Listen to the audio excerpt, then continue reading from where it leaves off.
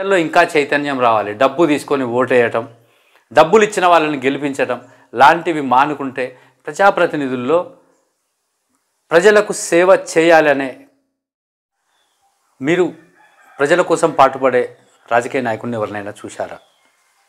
మీరు చూశాను అనుకుంటే అది మాత్రం తప్పే.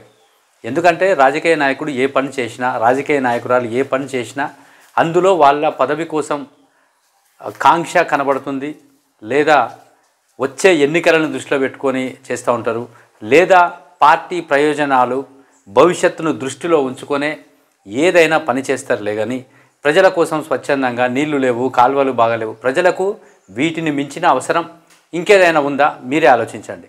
ప్రజలకు కావాల్సింది ఆరోగ్యము, విద్య, వైద్యం.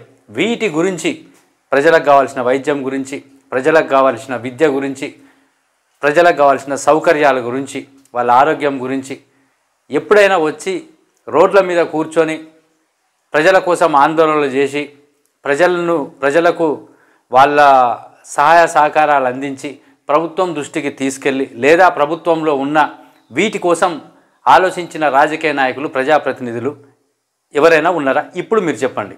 ఇన్నాళ్ళు మనం చూస్తున్న రాజకీయ నాయకులు వాళ్ళ చుట్టూ మనల్ని తిరిగినా, వాళ్ళు మన భుజం మీద చేసినా, వాళ్ళతో మనం ఫోటో దిగినా, ఇంకా మన ఇంట్లో కార్యక్రమానికి వచ్చినా, ఎక్కడికైనా వచ్చినా వాళ్ళు వచ్చింది వాళ్ళ కార్యకర్తలు, వాళ్ళ అభిమానులు, వాళ్ళ అనుచరుల దగ్గరకు వస్తే ఆ ఫోటోలు చూసి మనం మురిసిపోయినమే తప్ప మనకున్న సమస్యలు విద్య, వైద్యం, ఆరోగ్యం ఇవి మనకు ప్రజలకు ఎవరికైనా, సామాన్యుడికైనా, కోటీశ్వరుడికైనా ఎవరికైనా కావాల్సింది ఇవే. వీటి కోసం ఏ రాజకీయ నాయకుడైనా, ఏ ప్రజాప్రతినిధి అయినా ఎప్పుడైనా ప్రభుత్వంతో కొట్లాడినరా? లేకపోతే ప్రభుత్వంలో లేనప్పుడు ప్రజల కోసం ప్రజలకు ఇవి కావాలని రోడ్డు ఎక్కిన వాళ్ళు ఎవరైనా ఉన్నారా? వీటిని బట్టి మీరు ఆలోచించుకోండి. మనం ఏ విధంగా ఉండాలి, మనం ఏ విధంగా ముందుకెళ్ళాలన్నది ఒకటి ఆలోచించండి. చెప్పాలనుకుంటే చాలా ఉన్నాయి. గత కొన్ని ఏళ్ళుగా ఎమ్మెల్యే అంటే ఎవరు, ఎమ్మెల్యే అంటే ఎట్లా ఉంటాడు అని తెలియని పరిస్థితులలో గడపడం జరిగింది.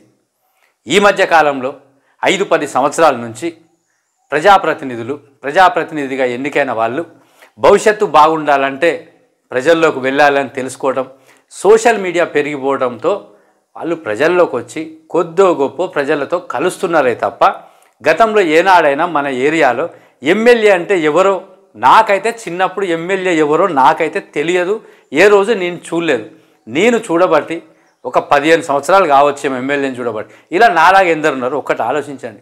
పదవి రాగానే, పదవి వచ్చినాక ఇవి కాదు, ప్రజల్లో ఉండాలి, ప్రజల కోసం పాటుపడాలి, ప్రజల అవసరాలు, ప్రజల వసతులు, వీటి కల్పన కోసం పనిచేయాలి, వీటి కల్పన కోసం కలలు కనాలి. అట్లాంటి నాయకుడిని మనం ఆదరిస్తే మనకేమన్నా, మన ఊరికేమన్నా, మన పిల్లలకేమన్నా భవిష్యత్తు ఉంటుంది. అంటే భవిష్యత్తు ఉంటుంది అంటే మన భవిష్యత్తు కోసం మనం పని చేసుకోవాలి, మన భవిష్యత్తు కోసం మనం పొదుపు చేసుకోవాలి, మన భవిష్యత్తు కోసం మనం చదువుకోవాలి, మన భవిష్యత్తు కోసం మన పిల్లల్ని మనం చదివించుకోవాలి. ఆ భవిష్యత్తు కాదు నేను అనేది. ఊరికి భవిష్యత్తు, పరిశ్రమల ఏర్పాటు, విద్యా వనరులు సమకూర్చటం, విద్యాలయాలు ఏర్పాటు చేయటం, రోడ్లు, బిల్డింగ్లు, చెరువుల్ని, కాల్వల్ని కాపాడటం, ఊరికి ఏ అవసరాలు ఉన్నాయో తీర్చడం, రవాణా సౌకర్యాలు మెరుగుపరచటం, రైలు వ్యవస్థ కావాలి. ఉన్న రైలు ఇల్లందు ప్రాంతంలో అయితే ఉన్న రైలు పోయింది. ఆ రైలు ఎప్పుడు పోయింది ఏంటన్నది మనం బాగా ఆలోచించాలి. ఆ రైలు పోయినప్పుడు ఏ నాయకుడు కాదు కదా, ఎవరు మాట్లాడలేదు.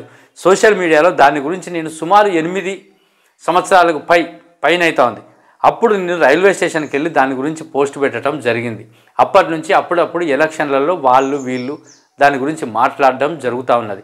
అంతే తప్ప ఇల్లందుకు నడిచిన ప్యాసింజర్ రైలు రద్దయిపోయింది, మళ్ళీ అది తీసుకురావటం కోసం ఏం చేయాలని చేసిన నాయకులు ఎవరైనా ఉన్నారా? ఇట్లా మన భవిష్యత్తు కోసం రాజకీయ నాయకులు పాటుపడటం అంటే ఇది భవిష్యత్తు. మన భవిష్యత్తు అంటే మన పిల్లల్ని లాలించమని, ఇంకేదో చేయమని, నోట్ల అన్నం ముద్దలు తినిపించమని కాదు. భవిష్యత్తు అంటే మన భవిష్యత్తు అంటే మనుషుల భవిష్యత్తు కాదు. ఊరు అభివృద్ధి కోసం పాటుపడే నాయకులు ఎవరైనా ఉన్నారా అంటే వాళ్ళు ఎవరు లేరు. కొన్ని సంవత్సరాలుగా ఎమ్మెల్యే ఎవరో తెలియని పరిస్థితుల నుంచి ఇక్కడ దాకా వచ్చినామంటే ప్రజల్లో వస్తున్న చైతన్యమే కారణం.